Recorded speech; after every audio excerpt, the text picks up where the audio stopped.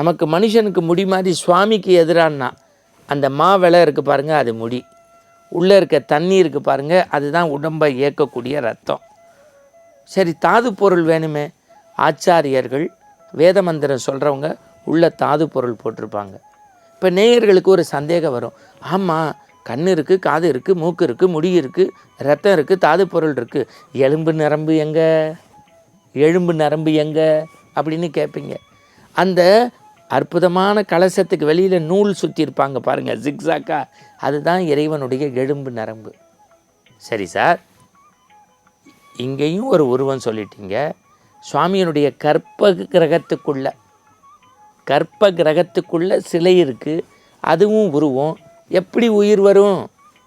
அட, நான் ஜெயா தொலைக்காட்சியினுடைய அரங்கத்தில் உட்காந்து இந்த மைக் வழியாக பேசுகிறது மின்கடத்தி வாயிலாக கோடான கோடி லட்சோப லட்சம் பேருக்கு கேட்குது. கோடான கோடி லட்சோப லட்சம் பேருக்கு கேட்குது. அதுபோல் ஆச்சாரியர்கள் வேத மந்திரம் சொல்கின்றவர்கள் தர்பங்கிற மின்கடத்தி வழியாக கும்பத்துக்கு உயிர் குடிக்கின்ற போது தலைமை சிவாச்சாரியார் தலையிலே வைக்க புருணாகுதி நிறைவு செய்து வேத மந்திரங்கள் முடங்க மங்களவாத்தியம் சொல்ல கும்பத்து நீரை கும்பத்தில் ஊற்றினால் அதற்கு பெயர் கும்பாபிஷேகம்.